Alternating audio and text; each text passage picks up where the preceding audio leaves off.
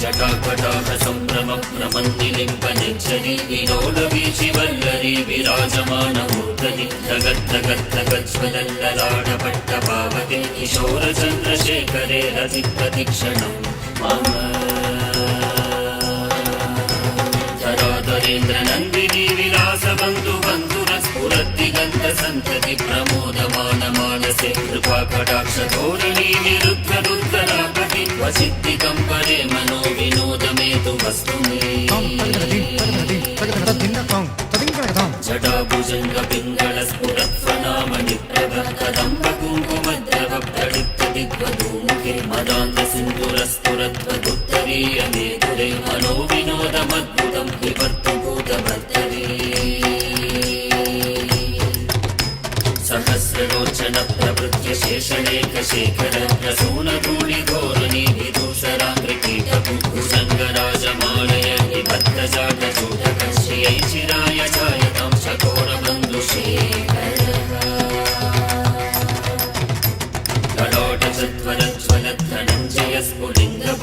ललाटचत्वरज्वलद्धनञ्जयस्फुलिङ्गपाणिपीतपञ्चसायकं नमन्निलिम्बनायकं सुधामयूखलेखया विराजमानशेखरं महाकपालि सम्पते शिरोजटालमस्तु नः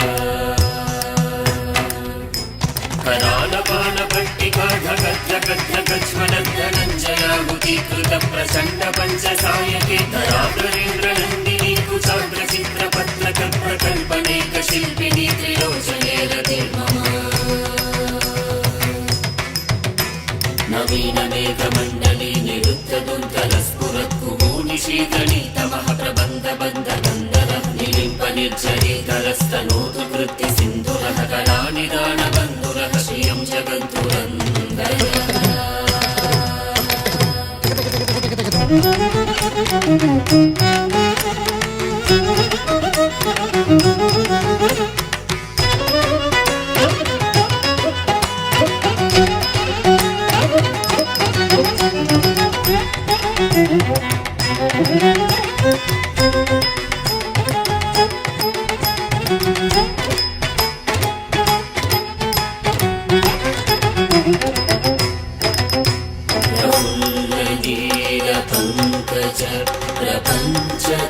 प्रपञ्चकालिमप्रभ वलम्बिकन्धकण्डली रुचिप्रबद्धगन्धरं स्मरच्छिदं पुरच्छिदं भवच्छिदं मकच्छिदं गजच्छिदार्धकच्छिदं तमन्तकच्छिदं भजे अपूर्व सर्वमङ्गलाकराकलम्बमञ्जरी रसप्रवाहमाधुरी विजृम्भणामधुव्रतं स्मरान्तकं पुरान्तकं भवान्तकं मकान्तकं गजान्तकान्तकान्तकान्तकं तमन्तकान्तकं भजे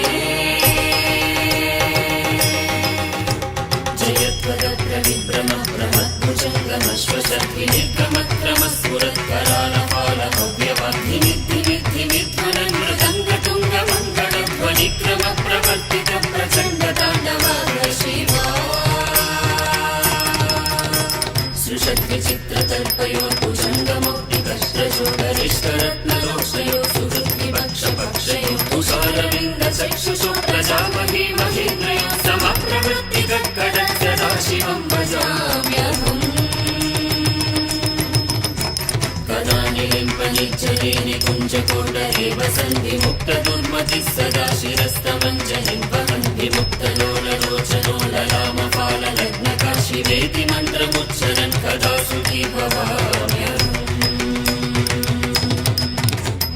इमं हि नित्यमेव मुक्तमुत्तमोत्तमं स्तवं पठन् स्मरन् ब्रुवन् नरो विशुद्धिमेति सन्ततं हरे गुरौ सुभक्तिमाशु याति नान्यथा गतिं विमोहनं हि देहिनं सुशङ्करस्य चिन्तनं विमोहनं हि देहिनं सुशङ्करस्य चिन्तनं विमोहनं हि देहिनं सुशङ्करस्य चिन्तनम्